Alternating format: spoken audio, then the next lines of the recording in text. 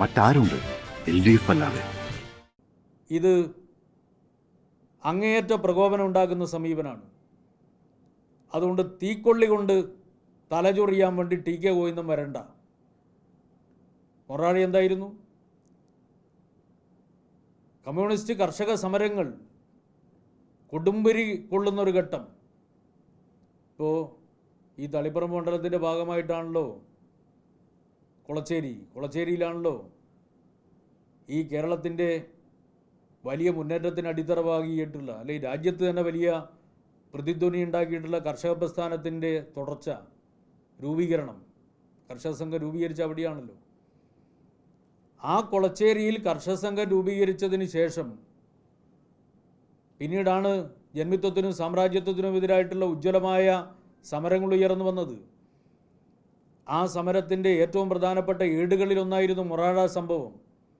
എന്താ മൊറാഴ സംഭവം? അതും കീഴടങ്ങിയ പാരമ്പര്യമുള്ള സംഭവമായിരുന്നില്ല.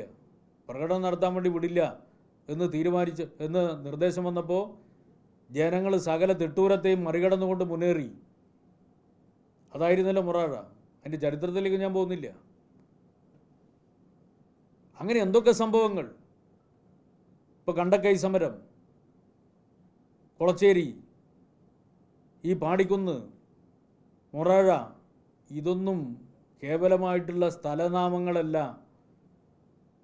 രക്തത്തിൽ അടയാളപ്പെടുത്തപ്പെട്ട വീരേതിഹാസങ്ങളാണ് എന്നുള്ളത് ബന്ധപ്പെട്ടവർ മനസ്സിലാക്കണം.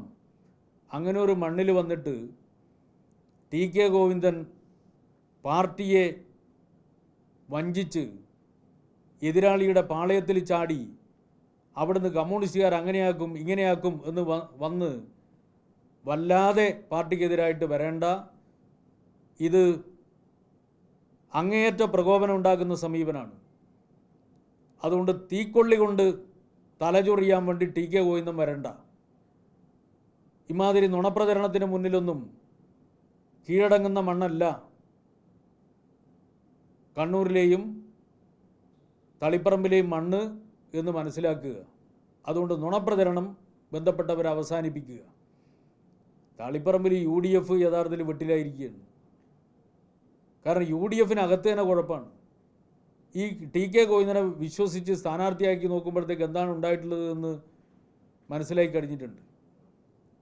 അതുകൊണ്ട് ഇനി നുണയിൽ അഭിരമിക്കാൻ വേണ്ടിയാണ് അദ്ദേഹം ശ്രമിക്കുന്നത്. ഈ നുണപ്രചരണം നടത്തി പാർട്ടിയെ അപകീർത്തിപ്പെടുത്താൻ വേണ്ടി നടത്തുന്ന ശ്രമത്തിൽ ശക്തമായ പ്രതിഷേധം രേഖപ്പെടുത്തുകയാണ്. സമാനമായ സംഭവമാണ് പയ്യന്നൂരിലും ഉണ്ടായിട്ടുള്ളത്. എന്താ പയ്യന്നൂരിലെ UDFൻ്റെ സ്ഥാനാർത്ഥി നിങ്ങളോടൊക്കെ പറഞ്ഞത്? പാർട്ടിയെ തിരുത്തിക്കാൻ വേണ്ടി താനിതാ രംഗത്ത് വന്നിരിക്കുന്നു എന്നാണ്. പാർട്ടിയെ തിരുത്തിക്കാൻ വേണ്ടി രംഗത്ത് വന്നയാൾ രാഹുൽ ഗാന്ധിയുടെയും സുധാകരൻ്റെയും കാല് പോയി പിടിക്കുകയാണ്. നിങ്ങൾ കണ്ടില്ലേ? ഇവിടെ കേന്ദ്രത്തിൽ വന്നിട്ട് കാല് പിടിക്കുന്ന നിങ്ങൾ കണ്ടില്ലേ?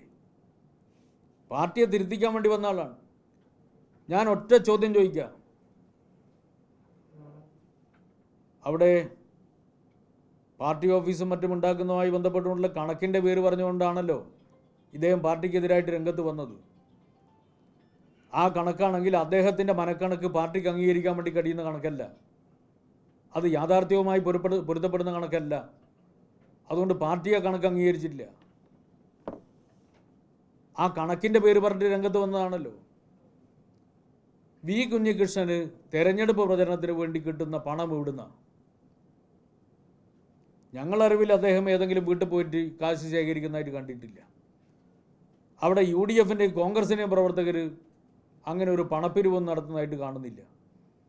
പക്ഷേ നല്ലോണം പണം ചെലവഴിച്ചുകൊണ്ട് പ്രചരണവും മറ്റും നടത്തുന്നുണ്ട്. ഇവിടുന്ന പണം ഈ തെരഞ്ഞെടുപ്പിൽ UDF, പ്രത്യേകിച്ച് കോൺഗ്രസ്, അതിൻ്റെ തെരഞ്ഞെടുപ്പ് പ്രചരണത്തിന് ഉപയോഗിക്കുന്ന ഏറ്റവും പ്രധാനപ്പെട്ട ഫണ്ട് സോഴ്സ് എന്ന് പറയുന്നത് വയനാടിന് വേണ്ടി അവിടെ ഇപ്പോഴും മൃതശരീരങ്ങൾ കണ്ടെത്തിയിട്ടില്ല. ആ മൃതശരീരങ്ങൾ എവിടെയാണെന്നറിയില്ല. അത്രയും ഭീകരമായിട്ടുള്ള ദുരന്തമായിരുന്നല്ലോ വയനാട് ദുരന്തം. ആ ദുരന്തത്തിൻ്റെ ഘട്ടത്തിൽ മുഖ്യമന്ത്രി ദുരിതാശ്വാസ നിധിയിലേക്ക് എല്ലാവരും സഹായം നൽകണമെന്ന് പറഞ്ഞു. സഹായം നൽകണമെന്ന് പറഞ്ഞപ്പോൾ 2-3 കോൺഗ്രസിൻ്റെ നേതാക്കന്മാർ അതിൽ സഹായം കൊടുത്തു. ഒരു 3-4 ദിവസം കഴിഞ്ഞ ഉടനെ തന്നെ അന്നത്തെ KPCC പ്രസിഡന്റ് കെ സുധാകരൻ പത്രസമ്മേളനം നടത്തിയിട്ട് പറഞ്ഞു, ചെന്നിത്തല ഇങ്ങനെ മുഖ്യമന്ത്രിയുടെ ദുരിതാശ്വാസ നിധിയിലേക്ക് ഫണ്ട് നൽകിയിട്ടുണ്ടല്ലോ എന്ന് പറഞ്ഞപ്പോൾ പത്രസമ്മേളനം നടത്തിയിട്ട് പറഞ്ഞു, അങ്ങനെ കോൺഗ്രസ്സുകാരും ഫണ്ട് കൊടുക്കേണ്ട കാര്യമില്ല. KPCC ഫണ്ട് ശേഖരിക്കുന്നുണ്ട്, ആ ഫണ്ടിലേക്കാണ് കോൺഗ്രസ്സുകാർ ഫണ്ട് നൽകേണ്ടത്. ഇത് 3-4 ദിവസം കഴിഞ്ഞ ഉടനെ തന്നെ നടത്തിയിട്ടുള്ള പ്രസ്താവനയാണ്. ഇപ്പോൾ കോൺഗ്രസ്സുകാർ നാട്ടിൽ പറയുന്നത് എന്താ? വയനാട്ടിൽ ടൗൺഷിപ്പ് ഉണ്ടാക്കിയ ഫണ്ട് തങ്ങളുടെ കൂടി ഫണ്ടാണ്. VD സതീശനും ചെന്നിത്തലയും കൊടുത്തിട്ടുണ്ടാവും. കാരണം തുടക്കത്തിൽ കൊടുത്തിട്ടുണ്ടാവും. വേറെ എത്ര ആൾ കൊടുത്തു നിങ്ങളൊന്ന് പരിശോധിക്കും. 4 ദിവസം കഴിയുന്നതിന് മുമ്പ് KPCCയുടെ പ്രസിഡന്റ് പറഞ്ഞ ഞങ്ങൾ ഫണ്ട് ശേഖരിക്കുന്നുണ്ട്, അതുകൊണ്ട് കോൺഗ്രസ്സുകാരും ഈ ഫണ്ടിൽ കൊടുക്കരുത്. അതിൻ്റെ അർത്ഥം എന്താ? മുഖ്യമന്ത്രിയുടെ ദുരിതാശ്വാസ നിധിയിൽ കിട്ടിയ തുകയിൽ കോൺഗ്രസിൻ്റെ ഫണ്ടില്ല. അതിൻ്റെ പിതൃത്വം അവകാശപ്പെടുകയാണല്ലോ പ്രതിപക്ഷ നേതാവ് ഉൾപ്പെടെ. ഞങ്ങളൊക്കെ പിരിച്ചാണ്, ഞങ്ങളുടെയൊക്കെ ഫണ്ടാണെന്ന്. അതിൽ കോൺഗ്രസിൻ്റെ ഫണ്ടില്ല. അന്ന് മുഖ്യമന്ത്രിയുടെ പ്രൈവറ്റ് സെക്രട്ടറി ആയിട്ട് പ്രവർത്തിക്കുന്ന ഒരു ഘട്ടമാണ്. എനിക്ക് കൃത്യമായിട്ട് അറിയാം. കോൺഗ്രസിൻ്റെ ഫണ്ട് അതിലില്ല. കോൺഗ്രസ് സ്വന്തം നിലയിൽ പിരിക്കുകയാണ് ചെയ്തത്. ഞാൻ ചോദിക്കട്ടെ, കേരളത്തിൽ DYFI ഒരു യുവജന സംഘടന മാത്രമാണ്. ആ യുവജന സംഘടന ജനങ്ങളിൽ നിന്ന് ഫണ്ട് ശേഖരിക്കാതെ ബിരിയാണി ചാലഞ്ച് നടത്തിയും ആക്രി പെറുക്കി വിറ്റും 20 കോടി രൂപയിലേറെ അവർക്ക് സമാഹരിക്കാൻ വേണ്ടി കഴിയുമെങ്കിൽ കോൺഗ്രസ് എന്ന് പറയുന്ന, ഗൾഫിൽ ഉൾപ്പെടെ പിരിച്ചല്ലോ, ഇൻ്റർനാഷണൽ കോൺഗ്രസ് എന്ന് പറയുന്ന ഒരു പ്രസ്ഥാനം, അതിൻ്റെ KPCC ആഹ്വാനം ചെയ്ത ഫണ്ട് എത്ര കോടി വേണം? ഇന്ന് പത്രത്ത് ചാനലിൽ കാണുന്നത് ആകെ 10 കോടി രൂപയെ പിരിച്ചുള്ളൂ എന്നാണ്. ഈ ഫണ്ടിൻ്റെ കണക്ക് എന്തുകൊണ്ടാണ് കോൺഗ്രസിനോട് ആളുകൾ ചോദിക്കാൻ തുടങ്ങിയത്? ഫണ്ട് പിരിച്ചു, തുടർ നടപടിയില്ല, സ്ഥലം പോലും വാങ്ങിയില്ല. അവസാനം ഇത് സമ്മർദ്ദത്തിൽ വന്നപ്പോൾ തട്ടിക്കൂട്ടി എടി ഒരു സ്ഥലം വാങ്ങി വെച്ചു. എന്നിട്ട് കല്ല് വിട്ട് നാടകം കാണിച്ചു. കല്ലിൻ്റെ മേലെ വേറൊരു കല്ല് വരാൻ പോകുന്നില്ല, നമുക്കെല്ലാവർക്കും അറിയാം. സുനാമി മുതൽ ഇങ്ങോട്ടേക്ക് എടുത്തു നോക്കിക്കോ കോൺഗ്രസിൻ്റെ ചരിത്രം. 1000 വീട് മുതൽ എന്തൊക്കെ പ്രഖ്യാപനം നടത്തിയിട്ടുണ്ട്. എന്തെങ്കിലും ചെയ്തോ? എന്തെങ്കിലും യാഥാർത്ഥ്യമാക്കിയോ? ചെയ്യില്ലെന്ന് എല്ലാവർക്കും അറിയാം. എന്നിട്ട് ഇപ്പോൾ സ്ഥലമെടുത്ത് ഇനി ബാക്കി കണ്ടെത്താൻ വേണ്ടിയിട്ട് വീടിന് വേണ്ടിയിട്ട് വേറെ ഫണ്ട് പിരിക്കും അത്രേ. എവിടെ കോൺഗ്രസിന് കിട്ടിയ ഫണ്ട്, അതിൻ്റെ സോഴ്സ്, ആ ഫണ്ട് എത്ര, എന്താ പറയാത്തെ?